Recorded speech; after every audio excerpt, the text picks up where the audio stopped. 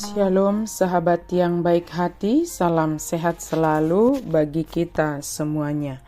Marilah kita bersatu di dalam doa. Kasih karunia dan damai sejahtera dari Allah Bapa dan dari anaknya Tuhan Yesus Kristus kiranya menyertai kamu sekalian. Amin. Firman Tuhan bagi kita pada hari ini tertulis dalam Yesaya 6 ayat 1 sampai ayatnya yang ke-8.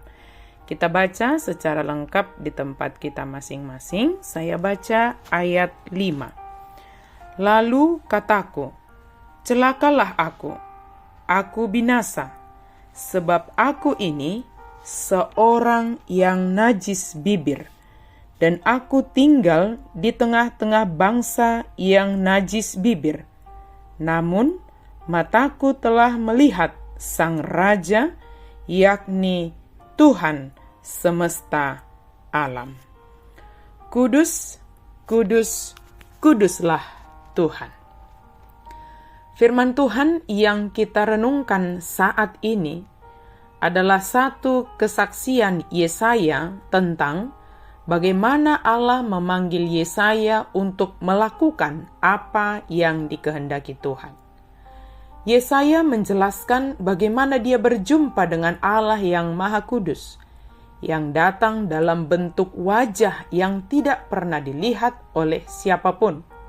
Pengalaman yang tidak terlupakan, yaitu mengalami perjumpaan dengan Allah yang Maha Kudus dan malaikat-malaikatnya.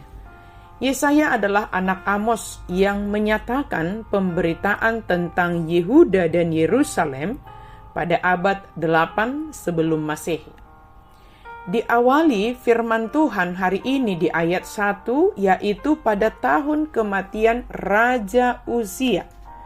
Raja Uzia di awal pemerintahannya adalah raja yang taat melakukan apa yang diperintahkan Tuhan.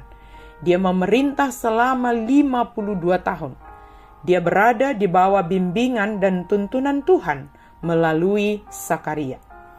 Karena ketaatannya kepada perintah Tuhan Allah yang Maha Kudus, maka berdampak juga kepada kehidupan seluruh masyarakat Yehuda dan juga pertahanannya, pasukan tempurnya, tembok-tembok kotanya.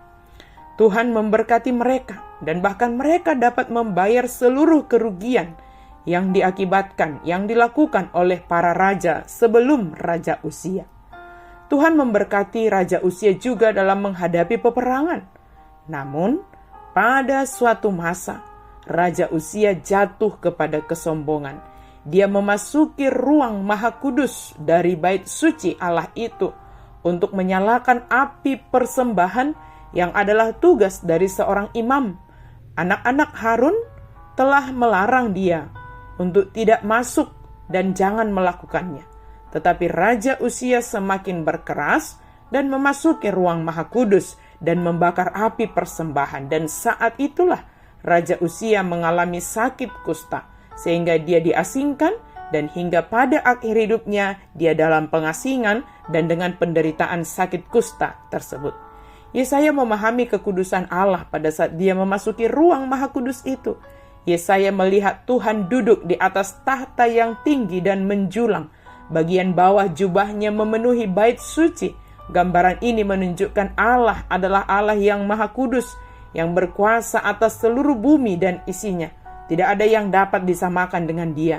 Semua harus merendahkan diri dan hati jika menghadap kepada Allah yang Maha Kudus. Allah yang kita sembah adalah Allah yang Maha Kudus dan Maha Mulia, yang berkuasa atas seluruh bait suci Allah sesuai dengan yang dilihat oleh Yesaya. Bahkan para malaikat-malaikat itu bersahut-sahutan menyerukan, "Kudus, kudus, kuduslah Tuhan semesta alam." Dan ruangan itu dipenuhi dengan asap. Yesaya mengatakan, "Celakalah aku binasa, sebab aku ini seorang yang najis bibir. Dan aku tinggal di tengah-tengah bangsa yang najis bibir. Namun mataku telah melihat Sang Raja, Tuhan semesta alam." Tetapi satu dari malaikat itu datang dengan membawa bara dan menyentuhkannya ke mulut Yesaya. Dan dengan itu kesalahannya disingkirkan dan dosanya dilenyapkan. Yesaya dikuduskan sebagai simbol bahwa umat yang dikasihi Tuhan dikuduskan. Maka bertobatlah dan jangan melakukan seperti yang dilakukan oleh Raja Uzia. Kemudian Allah bertanya siapa yang akan diutus dan mau pergi untuk Allah. Maka Yesaya segera menjawab, ini aku, utuslah aku. Kesediaan Yesaya yang telah mengalami perjumpaan dengan Allah dan diutus menjadi nabi oleh Allah sendiri. Dia dengan penuh keyakinan untuk melakukan tugas pengutusan itu.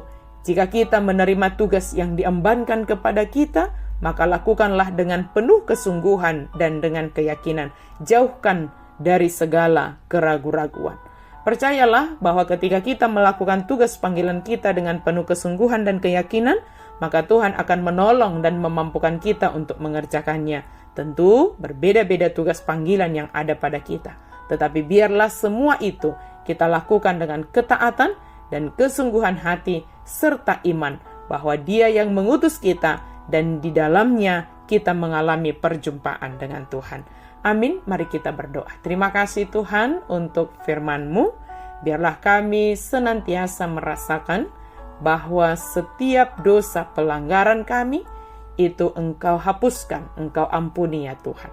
Dan kami boleh siap melakukan tugas panggilan kami masing-masing karena Engkaulah yang mengutus kami. Engkau adalah Allah yang kudus, maka dengan kekudusan-Mu itu Tuhan, Engkau menguduskan kami dan kami dimampukan untuk mengerjakan tugas pemberitaan tentang Engkau ya Yesus Kristus dalam seluruh kehidupan kami. Dalam nama Yesus kami berdoa dan bersyukur. Amin.